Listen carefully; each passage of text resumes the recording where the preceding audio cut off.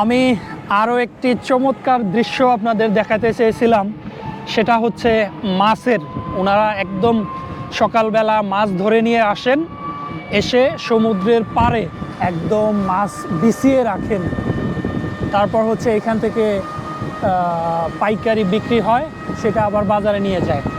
তো আজকে ওনারা মাছ ধরতে যান নাই, মাত্র একটি দুটি নৌকা গিয়েছিল, মানে সাম্পান গিয়েছিল, চলে আসছেন।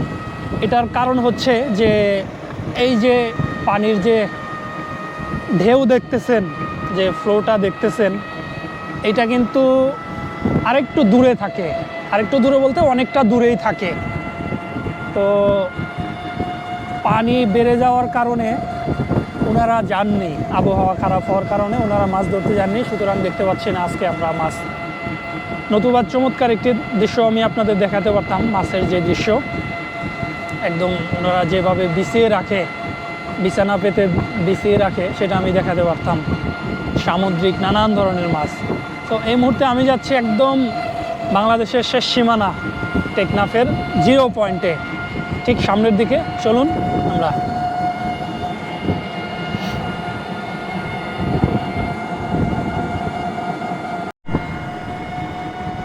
ওই যে দূরে দেখা যাচ্ছে মাছ ধরার সাম্পান, তাই না? এটা কি ট্রলার বলে না সাম্পান বলে? এটা তো সাম্পানই দেখা যাচ্ছে, ট্রলার না, সাম্পান। ট্রলার, আচ্ছা আচ্ছা। একদম ঢেউর সাথে দুলতে দুলতে সমুদ্র সৈকতের দিকে চলে আসতেছে।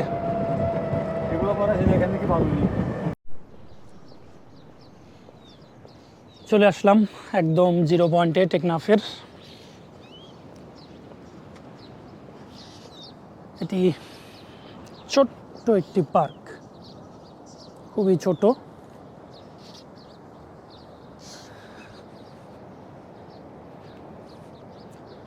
সমুদ্র সৈকত,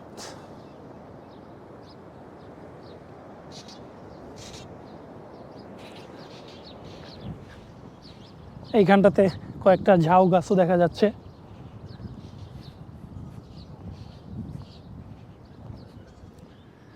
আর শাহপুরীর দিক যেতে হয় এই দিক দিয়ে।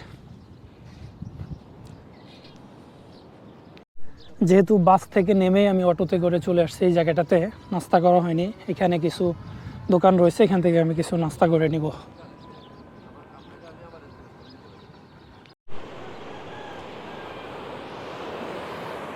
যেহেতু আসলাম, তো একটু আমি চাচ্ছি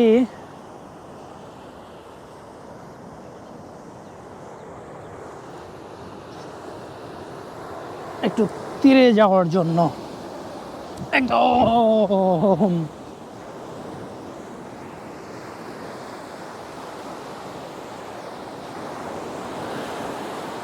যদিও এই মুহূর্তে পানিতে নামার কোনো ইচ্ছা নাই বা ওইরকম প্রস্তুতিও নাই, তবুও একদম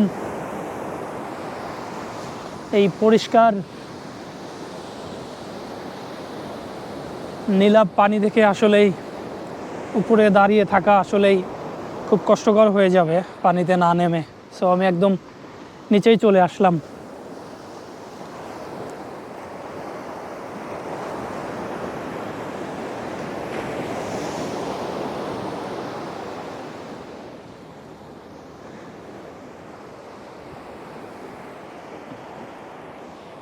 অসম্ভব সুন্দর, এই যে একটা নিরিবিলি, একটা পিসফুল জায়গা, এটার আসলেই তুলনা হয় না।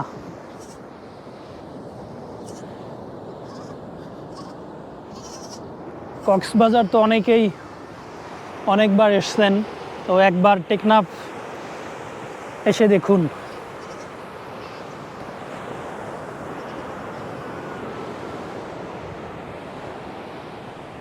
তো যাই, মেবি আমার নাস্তা রেডি হয়ে গেছে, আমি আগে নাস্তা খেয়ে নেই। এখন কিন্তু যাচ্ছি হচ্ছে কক্সবাজারের দিকে, মানে টেকনাফ যে 0 পয়েন্ট ছিল ওইখান থেকে ঘুরে এসে এবার কক্সবাজারের দিকে যে মেরিন ড্রাইভ রোডটা গেছে সেই রোডের দিকে যাচ্ছি। আর ওই যে সামনে পাহাড়, বিকালে যখন আমি যাব ইনশাল্লাহ ওই পাহাড়ের মধ্য দিয়ে যাব ইনশাল্লাহ। সাগরের পার আর হচ্ছে পাহাড়।